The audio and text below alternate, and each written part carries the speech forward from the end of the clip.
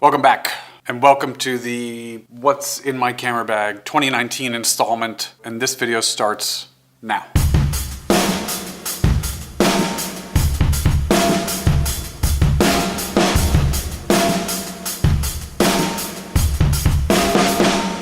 So way back when I got started, I had a camera bag. I had a Pelican case, a 1600 something or other, that held all of my cameras and lenses and flashes and cards and whatever cables I had at the time. And it was everything. If it was photographic related and I owned it, it was in that bag, and I could easily just pick that bag up and go to a job, and I knew that I had everything that I could ever possibly need. Fast forward a few years, I meet my now wife. She is a lovely woman who runs her own production company, and we decided to share a studio space. We also decided to share our gear. Despite keeping our businesses separate, in order to kind of help each other out, we shared the gear sets. And so what went from a single bag ended up becoming a shelf, and then went to 2 shelves and 3 shelves, and now behind that wall is a small room that houses everything that we have. And people come and go and grab their gear for the day and then bring it back and put it back on the shelf. It's just an easy way for us to keep track. It's kind of like a little rental department back there. So after more than a decade of shooting Canon equipment, which I love, I decided last year to move up to a medium format system, and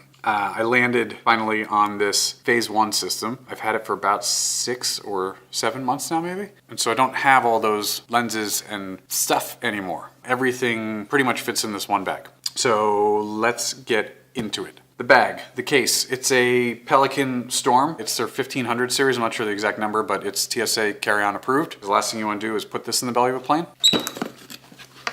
And so first things first, I've got the Spider Checker by Datacolor. It's for all your color and white balance, great stuff. Ted Forbes at the Art of Photography taught me this. You can open this thing up and flip it around. There's color on one side or a giant gray card on the other.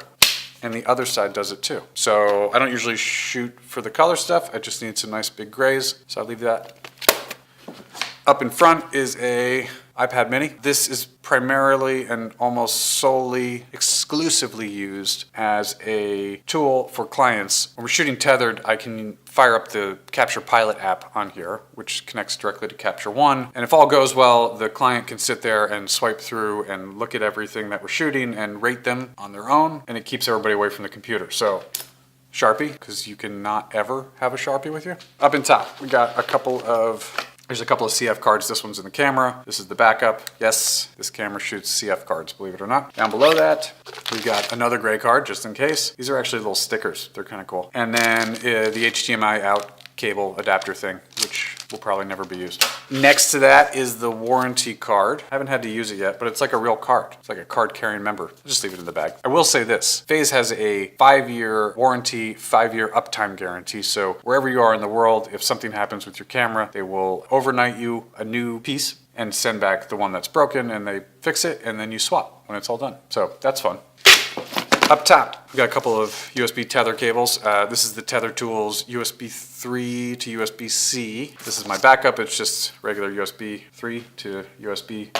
The case has a fun little feature. It can open up like this and put my laptop here. And then everybody can look when it's sunny. I haven't used it yet, but I'm going to. Inside the Pelican case is an f-stop large insert. This all comes together with the XF system when you buy it. In that bag is all the stuff. The brains of it all is this. It's the Phase 1 XF system with the IQ3 Trichromatic back. I was lucky enough to have a test unit, and I shot it for a few weeks, and I gave it back just thinking, I need that. That doesn't often happen, where I give back test gear and think like, well, I have to run out and buy that. And obviously, it's not something you just run out and buy anyway. But it takes a picture unlike any other camera that I have ever held in my entire life, and I had to have one. It's huge. It's big, giant files. It's 100 megapixel. It's a ton of dynamic range. It's color science that is unmatched by any other company. And when you shoot this camera directly into Capture One, files just scream. All right, next in is my primary lens. as a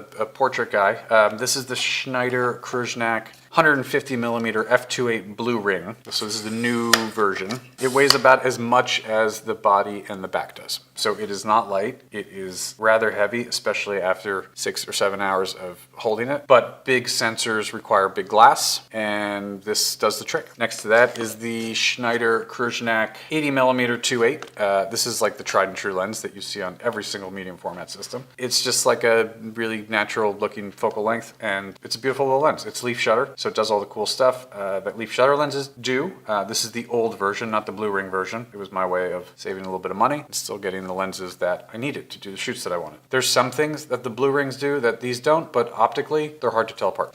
Next to that one is the Schneider Trichromatic 55mm 2.8 leaf shutter. Again, non-blue ring version. This is my wide lens, and this gets me into group shots and wide-ish angle portraiture, that kind of stuff. It doesn't get used half as much as these two, but a must-have nonetheless. Back here is extra batteries. There's 2 in the system right now, 4 other batteries because you can never have enough batteries. This thing eats through batteries. Next to that is this pocket, which has business cards, because you got to be able to promote yourself. And it also has a spare Profoto Air remote. So the XF system has a Profoto Air remote built into it. So I can just take the camera out and start shooting, and all of my Profoto lights just start tripping automatically. I keep this in the bag though, because A, God forbid that ever dies, it needs to fire flash still. Number 2 is I find it easier to adjust the power settings on my lights with real buttons, as opposed to scrolling through the menu and then doing that. So the other big, huge thing that I use this for is the Profoto remote that's built into here not only can trigger lights, but can also receive information. And so what I can do is I have this camera set up to receive on channel 8. So I can have this in my pocket if I'm over here doing stuff on a table and the camera's up on an overhead rig and I'm not standing next to the laptop. I can fire off on channel 8 and the camera will accept that signal and release the shutter, and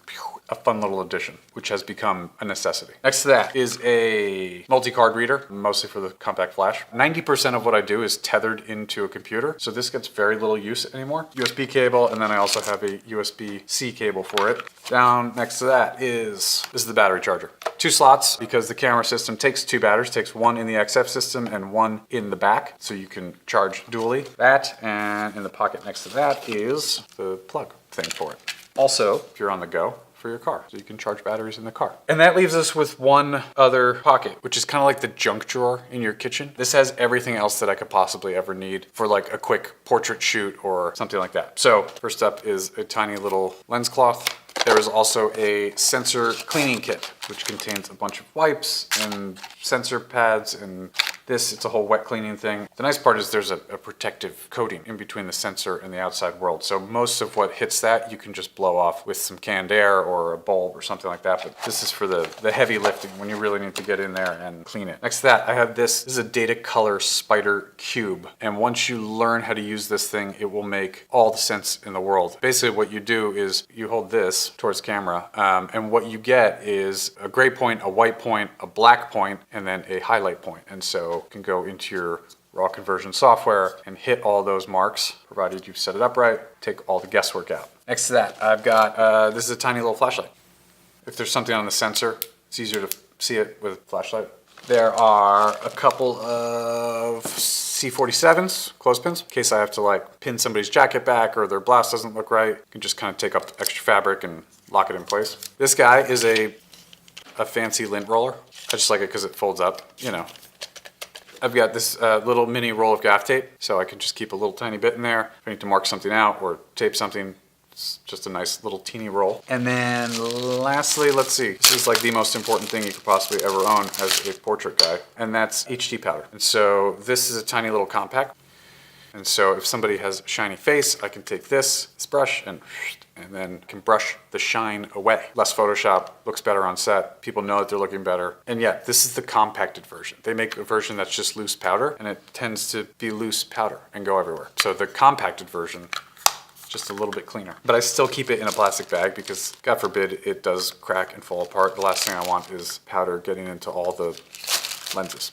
And then this insert actually lifts out. Under that, in the bottom of the pelly, there's this sun shield for the laptop thing. And then I also keep 2 copies of my latest promo, so that if I am out and I'm making connections. I can give someone a business card, or I can hand out a big promo piece and it makes a little more impact. That's what's in my camera bag. Now, here's the deal though. I almost never go out to shoot a job with just this bag. This bag is bare essential camera gear. There's usually another bag full of lighting. There's a bunch of stands and sandbags and batteries and electrical, and you know, it gets a little overwhelming. It's very rare that I just take this and walk into somebody's studio and say, I'm here, let's do the shoot, everybody. Unfortunately, at this point in life, it's usually more of a setup. And so the whole what's in my camera bag is kind of a sham, because there's many more bags in the camera bag realm. And rather than bore you with a 30-minute video of here's everything that could possibly come on a shoot with me, I thought I'd break it up. So camera bag today, I'm gonna be doing a video of all the other gear that sits back in the room, why we have certain pieces and why we don't have certain pieces anymore, and what works and what doesn't work. And you can kind of see all the inner workings of the studio. And so that will be coming in the next month. I will link to all of this stuff down below in the description. And I have to pack this all back up now. So if you could, like it, subscribe to it, leave a comment on it, ring the bell, just push buttons down below, and I'll see you next time.